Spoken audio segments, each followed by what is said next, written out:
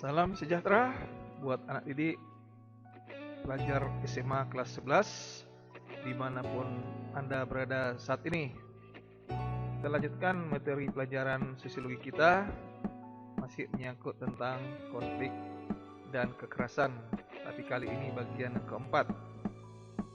Sebelumnya sudah ada video bagian 1, 2, dan 3 yang membahas tentang konflik dan kekerasan ini. Pada bagian yang keempat ini kita akan bicarakan tentang pengertian kekerasan dan hal-hal yang berhubungan dengan kekerasan ini. Konflik tidak selalu identik dengan kekerasan, karena konflik tidak selalu disertai dengan kekerasan. Jadi jangan disamaratikan bahwa konflik itu adalah kekerasan, tapi dua konsep yang berbeda. Tetapi kalau kekerasan itu sudah bisa terjadi karena ada konflik. Meski demikian, harus diakui bahwa banyak pihak yang memiliki penggunaan kekerasan sebagai sarana untuk memenangkan konflik, terutama jika sudah melibatkan harga diri dan sikap emosional. Jadi ada saja bahkan banyak pihak yang memilih penggunaan kekerasan sebagai sarana untuk memenangkan konflik, terutama jika sudah melibatkan harga diri dan sikap emosional. Kita lihat beberapa pengertian kekerasan yang dikemukakan oleh para ahli, dapat kita lihat sebagai berikut. Yang pertama, menurut Colombine dalam Suryawan tahun 2010 menyatakan bahwa kekerasan adalah perilaku yang melibatkan kekuatan fisik dan dimaksudkan untuk menyakiti, merusak, atau menyelenyapkan seseorang atau sesuatu. Jadi menggunakan kekuatan fisik dalam menyakiti, merusak, atau melenyapkan seseorang. Itu pengertian kekerasan menurut Colombine. Kemudian menurut James B. Riley mengatakan ini dalam Susan tahun 2009 bahwa kekerasan adalah merupakan manifestasi naluri bersama atau gerakan naluri primitif yang menciptakan kondisi-kondisi tindakan massa. Jadi manifestasi menyatakan naluri yang primitif, yang menciptakan kondisi-kondisi tindakan massa. Ini pengertian kekerasan menurut James B. Riley. Kemudian menurut Abdul Munir Murkan dalam Suryawan tahun 2010 menyatakan bahwa kekerasan adalah tindakan fisik yang dilakukan oleh seseorang atau sekelompok orang untuk melukai, merusak, atau menghancurkan orang lain atau harta benda dan segala fasilitas kehidupan yang merupakan bagian dari orang lain tersebut. Jadi menurut Abdul Munir Murkan menyatakan bahwa kekerasan itu tindakan fisik. Tindakan fisik. Fisik berarti tubuh biologis daripada manusia. Tindakan fisik, entah tangan, entah itu menggunakan kaki, menampar, menendang, atau memukul, menggunakan alat juga untuk melukai. Dilukai korbannya, merusak atau menghancurkan orang lain, bahkan harta benda juga, dan segala fasilitas kehidupan yang merupakan bagian dari orang lain tersebut. Entah misalnya ada harta bendanya korban ini, itu dirusak, termasuk juga itu kekerasan. Kemudian dari definisi-definisi di atas dapat disimpulkan mengenai kekerasan adalah sebagai berikut. Pertama atau A, dilakukan oleh seseorang atau sekelompok orang. B, melibatkan kekuatan. Jadi ini kekuatan harus dilibatkan.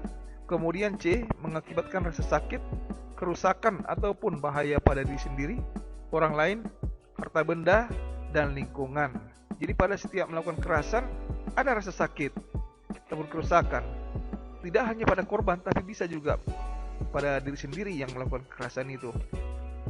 Tapi orang lain pasti itu korbannya, masuk juga harta benda dan lingkungan akan mengalami kerusakan. Karakteristik kekerasan. Karakteristik kekerasan itu kita lihat pertama dari karakteristik kekerasan oleh individu. Pertama, kekerasan dapat muncul sebagai luapan frustasi yang diakibatkan oleh terhambat atau tercegahnya upaya mencapai tujuan tertentu. Misalnya ada seseorang yang punya keinginan, katakanlah dia pelajar SMA melanjut ke perguruan tinggi tertentu dengan jurusan tertentu, tetapi tidak berhasil, kalah tes, maka bisa mengalami frustasi dan sebagai luapannya bisa melakukan tindakan kekerasan karena ketidak tercapainya keinginannya, ya terhambat atau tercegahnya upaya mencapai tujuan tertentu, bisa meluapkan emosi sehingga melakukan kekerasan baik terhadap orang lain maupun harta benda. Kemudian yang kedua, provokasi verbal atau fisik juga dapat memicu individu melakukan tindakan kekerasan. Misalnya ada ejekan-ejekan dari orang lain, atau mungkin ada tudingan-tudingan ras. Nah, ini juga memicu individu melakukan tindakan kekerasan, emosi karena ejekan atau tudingan itu sehingga melakukan kekerasan. Kemudian yang ketiga, konsumsi minuman beralkohol serta berbagai jenis narkoba sering pula menjadi penyebab kekerasan oleh individu. Orang yang dipengaruhi oleh minuman alkohol sehingga mengalami mabuk dan juga jenis-jenis narkoba, ini juga membuat orang berpikir tidak logis, tidak rasional sehingga melakukan kekerasan terhadap orang lain. Kemudian yang keempat, tayangan bercorak kekerasan di televisi atau media sosial kerap juga mendorong individu melakukan peniruan. Pertama ini anak-anak yang masih di bawah umur kurang mengerti arti daripada tayangan-tayangan tersebut sehingga ditiru dan dipraktekkan dalam kehidupan sehari-hari. Kemudian yang kelima, sebagian besar tindakan kekerasan dilakukan oleh individu yang pernah mengalami tindak kekerasan atau terbiasa melihat perilaku kekerasan. Jadi jika ada individu misalnya sejak kecil sudah sering mengalami kekerasan, dipukuli oleh orang tua, atau mungkin sering melihat orang melakukan perilaku kekerasan seperti terjadi KDRT, kekerasan dalam rumah tangga, maka dia juga bisa terpicu, terpengaruh untuk melakukan kekerasan itu di dalam kehidupannya sehari-hari. Kemudian yang keenam, kekerasan ada kalanya dilakukan sebagai cara berkomunikasi atau menyampaikan kekerasan. Nah, untuk menunjukkan jati diri bahwa dia misalnya seorang jagoan, bisa dia melakukan kekerasan. Kemudian yang ketujuh, kekerasan selalu mengakibatkan timbulnya kesengsaraan atau penderitaan secara fisik, seksual, psikologis, dan atau penelantaran. Ini akibat-akibat yang timbul dari adanya kekerasan. Ada kesengsaraan dan penderitaan fisik, ada trauma seksual, psikologis, dan penelantaran. Kemudian yang kedelapan, kekerasan dapat berakibat trauma psikologis yang membekas dan mempengaruhi kepribadian individu.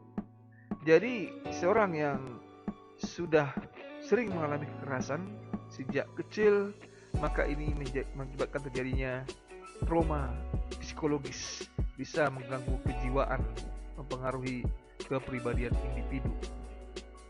Misalnya sejak kecil sering dipukuli, diperkosa, maka ini akan mengakibatkan dia mungkin menjadi orang pendiam, orang yang bahkan mungkin sebaliknya malah suka marah-marah, tidak berani untuk menikah dan sebagainya. Kemudian karakteristik kekerasan oleh kelompok. Karakteristik kekerasan kelompok ini ada beberapa. Yang pertama, pada kelompok sosial teratur yang dapat jelaskan struktur, norma, dan perannya, kekerasan sering disebabkan oleh upaya memperjuangkan dan memenangkan kepentingan tertentu. Misalnya ormas itu termasuk kelompok sosial yang teratur, organisasi massa yang jelas strukturnya, normanya, dan perannya.